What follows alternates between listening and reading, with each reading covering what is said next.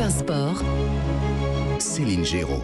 Pas facile, mais on va évidemment reparler de football maintenant. Alors avant de parler du Marseille-PSG de demain, j'aimerais bien vous entendre sur cet arbitrage français qui fait encore le buzz, presque malgré lui. Après le match nul Brest-Lens lors de la 22e journée de Ligue 1, il y a eu un vent de contestation. 3 décisions de l'arbitre, Benoît Bastien, ont créé la polémique. Un pénalty non sifflé en leur faveur, une main offensive sur le but de Brest et l'absence de carton pour Les Melou après un tacle qui a blessé Machado. Alors après le coup de gueule, la dérision et l'humour, le RC Lens a publié une petite vidéo sur son compte officiel pour dénoncer l'arbitrage sur la pelouse de Brest. Petite compilation, écoutez. La compile de la barre oubliée. Il préfère le hand-foot, c'est Jean-Michel Sajou.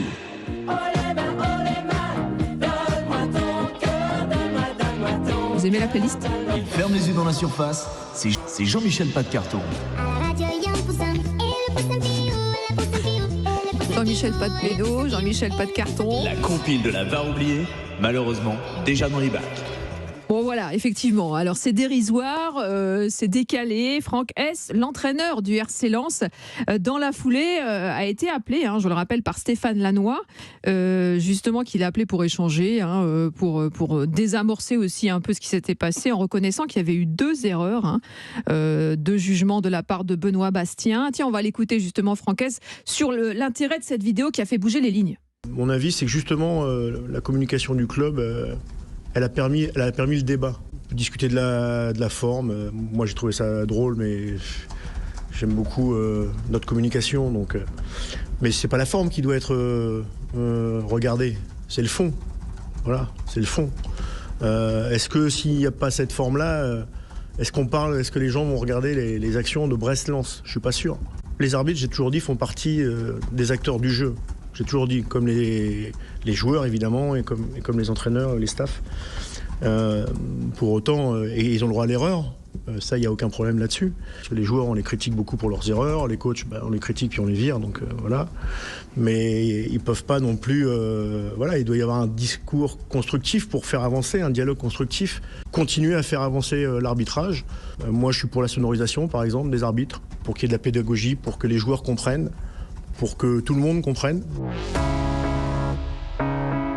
La pédagogie, plus de transparence, c'est d'ailleurs l'enjeu du nouveau directeur technique de l'arbitrage, Anthony Gauthier, qui a dévoilé aujourd'hui quelques pistes sur cette nouvelle vision qu'il pourrait avoir de l'arbitrage français. Grégory Schneider, Libération, sur cet arbitrage qui évolue, qui va sans doute évoluer encore. Alors, sur l'affaire de Lens, déjà, en fait, je trouve que ça pose 2 questions. La première, est-ce qu'il faut sacraliser l'arbitrage ? C'est-à-dire, est-ce qu'il faut le protéger à toute force des communicants, de ce que peuvent dire les joueurs. Comment ça ? C'est-à-dire, comment faire pour le protéger ? C'est-à-dire, est-ce qu'on peut s'exprimer sur l'arbitrage librement, en fait ? Et très franchement... Même avec de l'humour et de la dérision. Voilà. Tout à fait. Et y compris quand on est acteur. Est-ce qu'il y a un devoir de réserve par rapport à l'arbitre ? Moi, je serais tenté de dire jamais. Je veux dire, tu as le droit de parler d'arbitre, comme tu as le droit de parler des joueurs, comme tu as le droit de parler... Ils sont pas hors du football, c'est comme une composante importante. Donc je vois pas pourquoi on n'y toucherait pas. Il y a parfois il y a parfois beaucoup à redire. Donc voilà. Donc ça, c'est le premier point.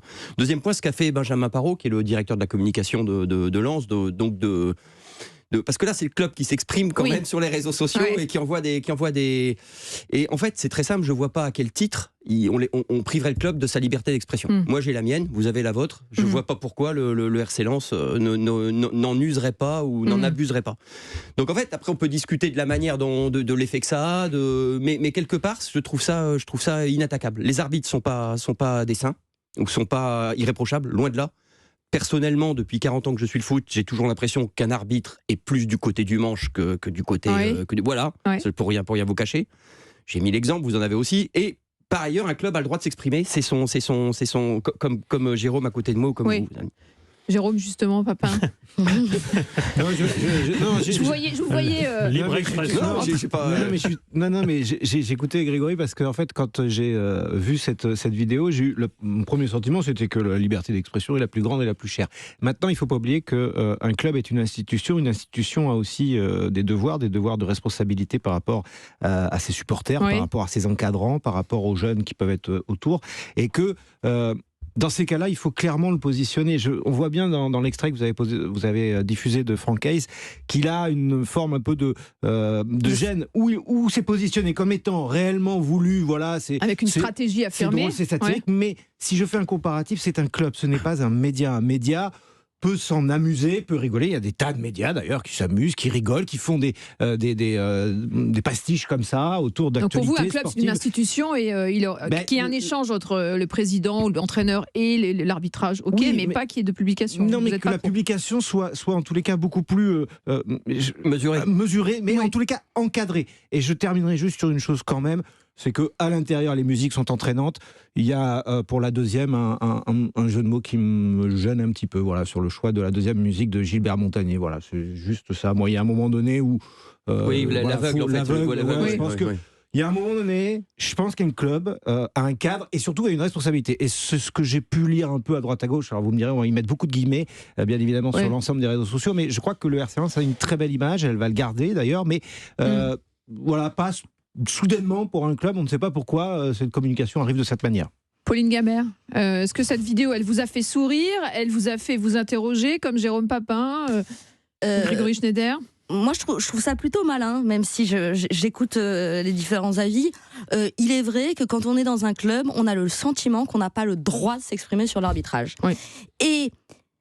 Et qu'on risque même d'être sanctionné, parce que attention, quand un joueur parle, même de manière non vulgaire ou non offensive, quand un coach parle, quand un président parle, on risque d'être convoqué en commission, etc. Et en prenant cet axe-là, en prenant cet axe humoristique, moi je trouve justement qu'il prenait à contre-pied tout le monde, parce qu'on ne va pas les convoquer en commission de discipline parce qu'ils ont fait une vidéo humoristique, tout en faisant passer un message. Et moi je trouvais ça assez malin, parce qu'ils arrivent à passer leur message, tout en ne se mettant pas en position difficile vis-à-vis, ou trop difficile, ils ne vont pas être convoqués. Oui. Et ça, moi, j'ai trouvé ça assez malin, parce qu'en effet, la liberté de parole sur l'arbitrage, elle n'existe pas tant que ça quand on est dans un club. Philippe Doucet, enfin, vous trouvez ça, de Canal+, vous trouvez ça comment? Déplacé, décalé, amusant, malin? Décalé, oui. Décalé. Moi, je suis pas complètement, je suis un peu comme Jérôme, je suis pas complètement fan de l'exercice parce que ça vient d'un club, donc il y a un côté assez marrant, mais en même temps, comme ça vient du club, c'est un petit peu surprenant sur le départ. Maintenant, je trouve que connaissant le club, je trouve comme ils n'ont pas je trouve que venant d'autres clubs, ça aurait pu passer pour un côté un peu pleureuse, un peu déplacé. Je trouve que venant de Lens, ça peut coller, ça marche, ça passe, parce que l'image du club est bonne, parce qu'on sait qu'ils ne sont pas trop de ce type-là, que c'est la première fois qu'ils font ça depuis toujours. C'est pas à chaque fois, ils sautent pas sur chaque occasion pour montrer qu'ils sont des victimes, qu'on ne veut pas d'eux, que tout d'un coup ils sont deuxièmes et que ça dérange. Ils n'ont pas ce discours-là. Et ça, je crois qu'on ne peut pas leur reprocher ça, de toute façon. Grégory Schneider, Libération. Oui, c'est un club qu'il faut suivre sur sa communication, parce qu'ils tentent beaucoup de choses, ils font beaucoup de choses différentes. Alors ça, on a eu l'exemple hier, mais par exemple, la première sélection d'équipe de France de Jonathan Klaus, où ils ont mis ou la signature de Seko Fofana, la prolongation de Seko Fofana. Sur la pelouse, génial. Voilà, c'est-à-dire qu'ils suscitent, ils prennent beaucoup d'initiatives et ils font des choses un petit peu différentes, en fait. Donc après, ça peut tomber plus ou moins, mais c'est un club qui se donne le droit d'innover, de faire des choses qui n'ont pas été faites avant. Voilà. Et alors justement, Franck Hayes, dans l'extrait qu'on a diffusé ce soir sur Europe 1, dans Europe 1 Sport, parlait justement de cette sonorisation. Ça tombe bien, des arbitres. Pourquoi? Parce que pendant le match, on va le rappeler, l'arbitre n'a pas voulu ou tenu à consulter le vidéo-arbitrage. Et c'est justement tout l'enjeu de cette contestation. Et ça tombe bien parce qu'Anthony Gauthier, donc le nouveau directeur technique de l'arbitrage, a dévoilé des pistes pour davantage de transparence. Et parmi ces pistes, il y a le fameux retrait de points parce que les arbitres sont classés, on va le rappeler pour nos auditeurs, et à chaque fois qu'ils consultent la VAR, eh bien on consulte que c'est un acte de faiblesse, donc on leur enlève des points parce qu'ils ont besoin de la vidéo pour appuyer leur jugement. Deuxième proposition, les micros, c'est-à-dire qu'on entendrait les spectateurs, à l'image du rugby, entendraient tout ce qui se dit sur le terrain. C'est aussi une volonté de M. Gauthier. Et enfin, plus de transparence, d'explication aux médias, notamment sur pourquoi j'ai donné cette décision, etc. Alors que c'est vrai qu'après les matchs, souvent les arbitres s'engouffrent effectivement dans les vestiaires. Et bonne nuit les amis. Qu'en pensez-vous de ces propositions d'Anthony Gauthier ? Moi je trouve qu'elles vont dans la bonne direction, que c'est la prise d'initiative, que enfin c'est à l'écoute.